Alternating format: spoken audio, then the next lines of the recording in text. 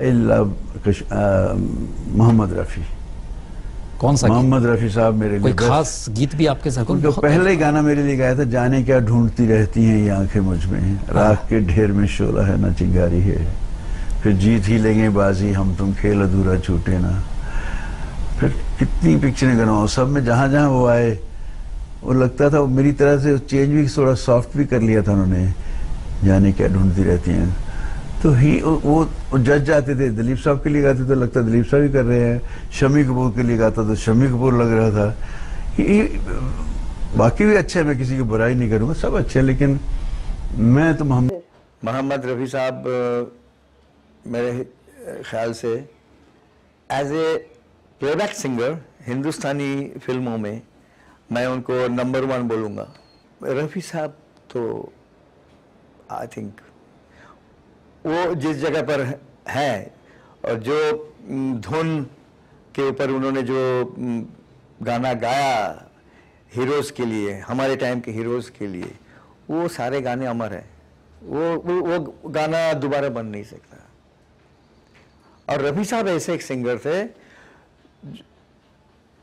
वो पूछते थे मैं किसके लिए गाना गा रहा हूँ, ये मैं शम्मी कपूर के लिए गा रहा हूँ या राजेंद्र कुमार के लिए गा रहा हूँ या जॉनी वॉकर के लिए गा रहा हूँ या विश्वजीत, उसी स्टाइल से वो गाते थे, उनमें यही खासियत थी।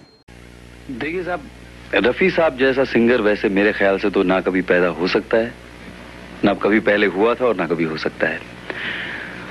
उनकी गायकी के बारे में मैं कुछ कहूं तो मतलब ये कुछ चांद के बारे में बात करने वाली बात है, तो उसमें कुछ कहने, जैसे मैंने आपके सामने दिलीप कुमार के बारे में कहा था कि ये रफ़ी साहब का भी वही कैलिबर है एज अ सिंगर कि जिसके बारे में कुछ नहीं कहा जा सकता। एक लाइन कहूंगा, बहुत लंबी नहीं कहूंगा, कि सिंगर्स बहुत आ जाएंगे, शायद ये वैक्यूम फिल भी कर देंगे रफ़ी साहब का, लेकिन रफ़ी साहब वापस नहीं आ सकते। वो जो उनकी बात है वो मेरे ख्याल से नहीं आ सकती, जो उनकी आवाज में एक बात है मुझे नहीं लगता कभी भी आ सकेगी। रफ़ी साहब बहुत ही सज्जन पुरुष, इतना सज्जन पुरुष मैंने इंडस्ट्री में किसी को देखा ही नहीं। बहुत ही शांत स्वभाव उनका। हम लोग एक शो लेकर के गए, कॉन्सर्ट लेकर के गए सिलीगुड़ी, 2 दिन का कार्यक्रम था। रफ़ी साहब को एक दिन बुलाया था और दूसरे दिन एक और सिंगर को बुलाया था। वो किन्हीं वजहों से वो नेक्स्ट डे वो दूसरे सिंगर आए नहीं, तो हमने कहा हमारा तो शो खत्म हो जाए, क्योंकि वो कोई गायक था नहीं। और जब सुबह हुई तब पता चला कि तो आ नहीं रहे हैं, अब क्या करें। और रफ़ी साहब जो थे वो अपनी फ्लाइट पकड़ के वापस जा रहे थे। I remember that we all ran to the airport, drove many miles, we charged into the airport, we discovered that he has already sat in the plane. The plane was starting up. We requested with folded hands, the ATC said, please can we go and just speak to him for 2 seconds? And they gave us permission. And we ran into the aircraft and we told Rafi साहब ऐसे हो गया है, वो आई नहीं है, और अगर आप रुक जाएं तो हमारा शो होगा, वरना यहाँ बड़ी हमारी बात हो जाएगी। You know, the man just left his chair, came down without saying a word, performed the next day as well. क्या बात है सर। काफी मैं रफ़ी साहब को तब से जानता हूँ जब मेरे म्यूजिक डायरेक्शन में वो कोरस गाया था। अच्छा।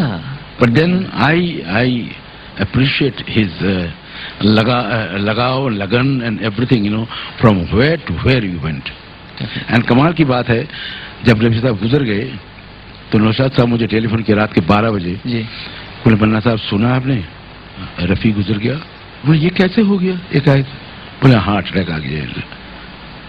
नौशाद साहब, रफ़ी साहब चले गए, यानी उस्तादों के खानदान होता है ना जी, हाँ, ये फलाने खानदान के फलाने, हाँ, वो घराने। मैं तो क्या कहता हूँ, रफ़ी साहब चले गए, उनको खानदान चला गया पूरा। रफ़ी साहब by itself he was a खानदान, इंस्टीट्यूट हिमसेल्फ। ओह यस, ये मैं कहूँगा कि रफ़ी साहब, ये उनके ऊपर भगवान का जो आशीर्वाद था ना, शायद हम लोगों पे नहीं है। वो एक फिल्म बनाई थी कॉल्ड दीदारे यार, वो मेरी लाइफ के सबसे बड़ी फ्लॉप, इससे बड़ी फ्लॉप कोई बना ही नहीं सकता।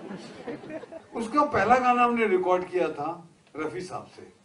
अभी आप यहाँ करोड़ों की बातें सुन रहे थे, उस जमाने में रफ़ी साहब 4000 रुपए लेते थे एक गाने का, और फिल्में उस जमाने में एक साथ नहीं बनती थी, 3-4 साल बड़ी फिल्मों को लगता था। तो जब तक वो 4 साल के बाद लास्ट गाना जब रिकॉर्ड हुआ मेरा और ऋषि कपूर का, तो किशोर कुमार और रफी साहब ने गाया। जब गाने की रिकॉर्डिंग होगी तो प्रोडक्शन वाला मुझे पूछ रहा था कि रफी साहब को क्या देना है। मैंने कहा जो किशोर दा को दिया है वही दो, पर उन्होंने तो 20 लिया है, तो मैंने कहा 20 दो रफी साहब को। बात खत्म हो गई, मैं घर गया। वो भी बांद्रा में रहते थे रफी साहब, मैं भी पाली हिल पे रहता था। रफी साहब का ब्रदर इन लॉ उनका सेक्रेटरी भी था, तो वो मेरे घर पे आया, बोला रफी साहब आपसे बात करना चाहते हैं। तो मैंने फोन लगाया तो रफी साहब ने बोला, मेरे से पंजाबी में बात करते थे, ए जीते तेरे को बहुत पैसे आ गए।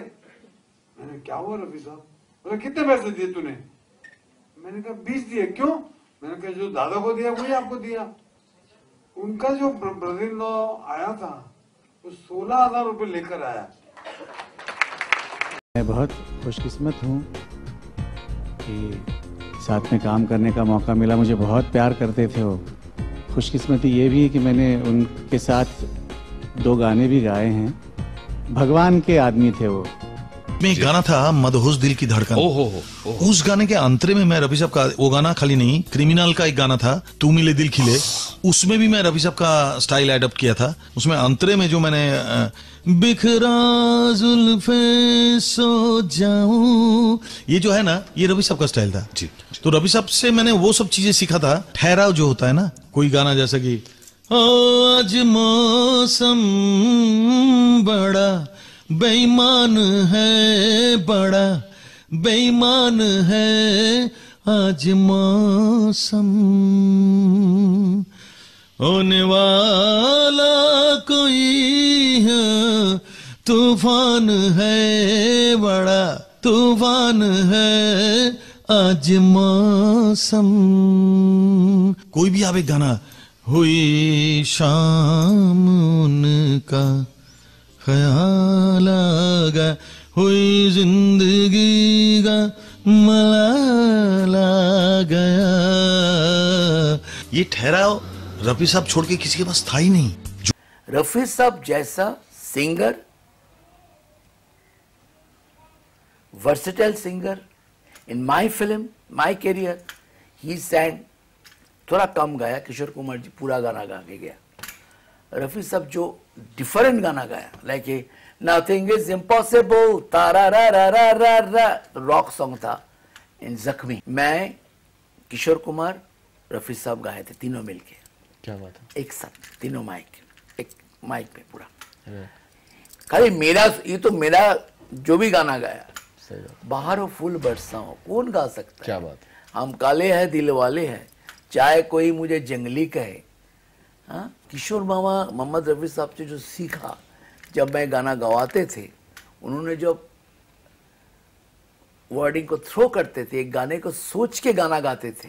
रफी साहब आया, रफी साहब चले गए। उनका इमिटेट करके बहुत सिंगर लोग आया, लेकिन रफी साहब का 5000 स्क्वायर फीट में भी आ नहीं सकता है। क्या बात? और